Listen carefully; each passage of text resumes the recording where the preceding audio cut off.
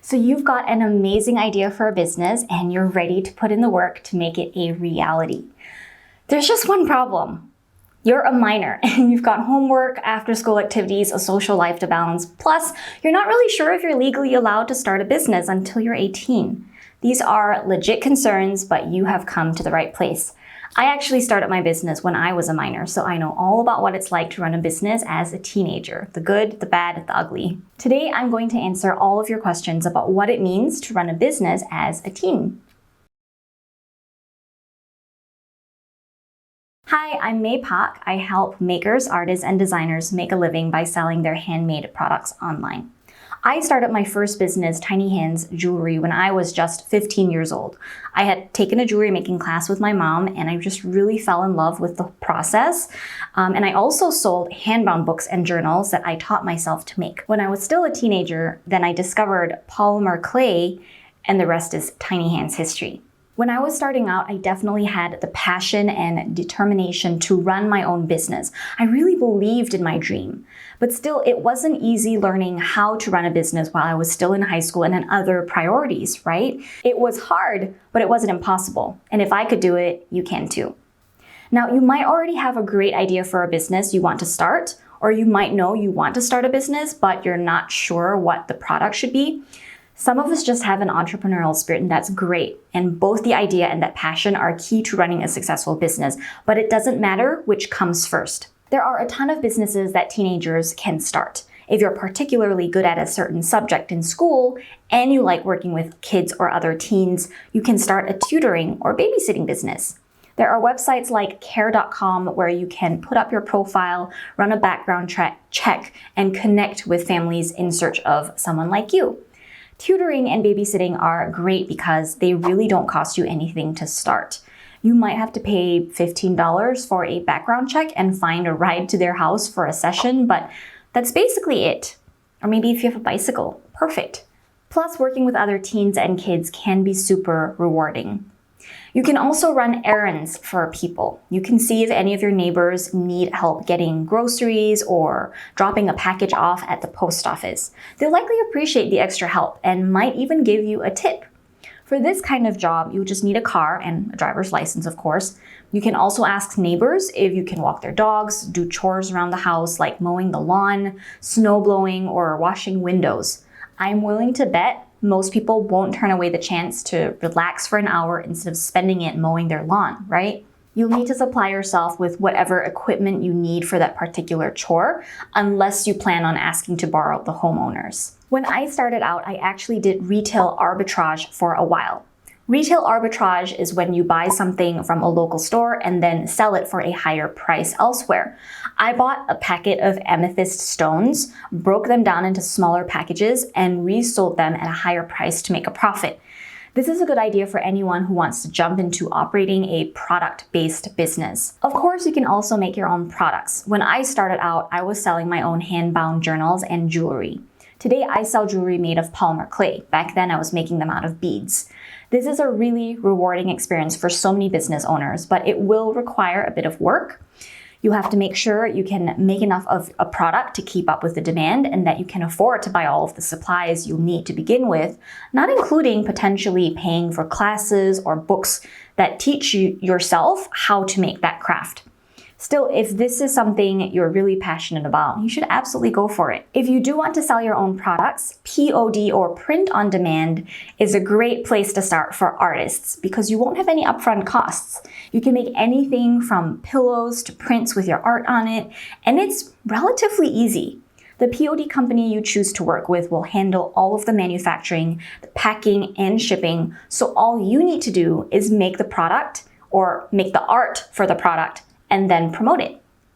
Okay, now that you have an idea, you will need to get into the legality of things. Now, I have to put a disclaimer here to say I am not a lawyer, so this is not legal advice by any means. Consult with a lawyer and or research your local state government laws, okay? The good news is that for the most part, people under 18 are legally allowed to run their own business in the US. You can register your business as a sole proprietorship even if you're a minor. A sole proprietorship is a business that is owned and run by one person. In other words, the business owner and the business entity are not distinct from each other legally. A sole proprietorship is a good move for any teen who is serious about their business and considers it to be more than just a hobby. If you're working every single day, spending a lot of business expenses and pulling in a profit, you'll want your business to be registered. That way everything is legalized. If you happen to have a larger business with employees, you might consider an LLC, but this isn't necessary for most teenagers. In fact, not all states even allow minors to operate an LLC, so I say stick with the sole proprietorship while your business is just starting out. Now, maybe you just want to run a hobby business. You've got a lot going on with your school and with life, and you just don't have time to throw yourself into building a business. Well, according to the IRS, you run a hobby business if you aren't intending to make a profit and you don't put considerable time into the business each week. I imagine this will be the case for most teenagers. You have limited free time to pour into your business and you probably aren't relying on it for an income, right? So you won't need to register your business if it's a hobby business, which makes things a lot easier. That said, you will have to pay taxes if you bring in more than $600 in a single year, regardless of if your business is registered or not. And if you have a hobby business, you won't be able to deduct any of your supplies or business expenses from that year, which means you just owe more taxes. Once you've decided if you want to go for a sole proprietorship or just stick to having a hobby business, you can actually get started on the business itself. It might sound cheesy, but the first thing you should do is get your family's support. Running a business is not easy. But if your family is on the same page and if they're encouraging and supportive, it can alleviate some of that hardship and pressure. They can also help you to understand some of those legal documents you might be seeing for the very first time, like tax forms, contracts, and just other paperwork, If possible, you might also need your parents' financial help in the beginning. You don't have to spend a lot of money starting out, but every business will have an expense here and there. Hopefully, with enough hard work, you can pay your family back when you start to see some of those sales coming in. I personally didn't borrow money from my parents, but I saved up from my daily lunch money and also red packets that I got on Chinese New Year's. Once you have your family's support and your business is off the ground, make sure not to neglect your studies, okay? It can be so hard to balance your business and your schoolwork, and I know how tempting it is to prioritize business, especially when you're so passionate about it. I get it. When I was starting out, my business absolutely got in the way of my studies, which led to some really extremely stressful situations at school that still give me anxiety dreams today. It's impossible to exert an equal amount of energy into school and your business because there's just simply not enough hours in the day. And hey, we all know teens need their sleep too. If you're having trouble balancing your business and your schoolwork, start by getting organized. Get a calendar. It can be a planner, a wall calendar, or even an app on your phone. I like using Google Calendar. It's free. And then start marking down every appointment, every deadline, and every errand on your to-do list. And I suggest even color coding schoolwork and business work so you know exactly what's what. I used a paper planner back in the day, and it was extremely helpful. A calendar will not only keep you from forgetting to do important tasks, but it will also help you visualize your week and manage your time efficiently. Hyper-organization is the key to being in school and running a business at the same time. If you don't keep track of anything, you're bound to become overwhelmed and honestly forgetful. Just as important as getting and using that calendar is setting goals and milestones. There's no reason you need to do everything all at once, and if you try to, you will fail. It is just not possible. Instead, I want you to set manageable weekly goals for yourself and celebrate every time you complete a goal or reach a milestone.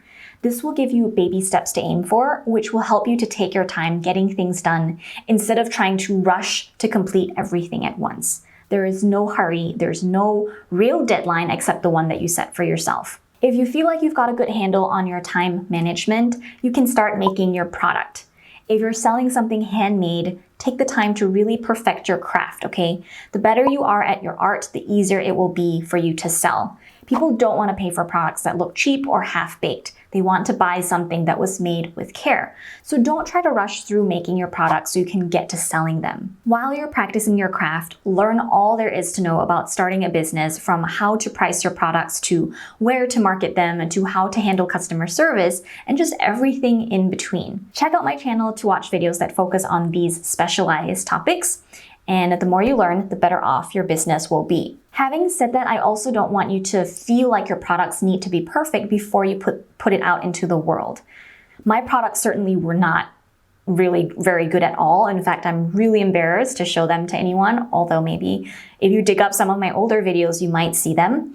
And I put them out for sale even when they weren't perfect. And they were endearing in a way, and for the right price, people will pay for them. So there is a balance to strike there. I want you to really focus on practicing your craft, but at the same time, don't be afraid to start putting some of your work out there for people to see. The worst thing I want for you is to be too much of a perfectionist with your work and having too much fear of putting your work out there on the internet. So strike that balance, okay? Some people think that if they're really talented at making their art, or if they're really good at the business side of things, they don't need to be good at the other. But in truth, a successful business masters both the product and the marketing. Even if a product is amazing, a business will fail if no one knows you exist, right? Or if your website isn't user-friendly. So really pay attention, just study up. You will be glad you did. When it comes to where to sell, I actually recommend that you use Etsy. I know that I usually say that you should have your own Shopify store so you can be more in control of your business, but for teenagers, I think Etsy is actually a better idea. Etsy is user-friendly, it's safe to use, and most teens don't have the pressure of making an income to pay for bills anyway, so it is okay if Etsy has a little bit of their fees and commissions. An Etsy shop is a great place to learn how an online business operates, how to interact with customers, and how to ship products without you having to worry about making your own website altogether. After you gain some experience on Etsy, if your business is growing and you see this being a long-term career, then you can venture out to build your own website. My next tip for you is know ahead of time that mistakes will happen. This is a big learning curve, and when you're balancing your business with school and the rest of your life, you're bound to make mistakes. That's okay. Just be kind to yourself and commit to learning from every mistake you make so you can do better next time. I made so many mistakes starting out, and I still mess up now and then, but ultimately the mistakes made me a better business owner because I know how to handle pretty much every situation thrown my way. Finally, I want you to be safe. This is a big one, guys. It is a scary world out there, and when we're running a business, we'll be talking to strangers, exchanging money online, and putting ourselves out into the public eye. Have your families oversee your interactions with customers, especially if you're unsure about anything. You rarely have to take business offline these days, so that does help protect you a little bit too, to keep all of your business operations online only. As a business owner, no one should ever be asking you for money, so if someone does, this is a red flag. Or if anyone wants to meet you in person, I recommend don't do it. Don't share your passwords or any of your personal information beyond what's necessary. If you're a minor and you want to operate your own business, don't be afraid to follow that dream, okay? I dove into it headfirst when I was 15 and I've never looked back. Trust me when I say that with some passion, hard work, and a willingness to learn, anyone can run a successful business regardless of their age. What are some of your business ideas? Let me know in the comment section, and while you're at it, go ahead and click that thumbs up button if you found this video helpful, and hit that subscribe button so you never miss out on any of my videos. Oh, and stick around for this next video to start. See you in there.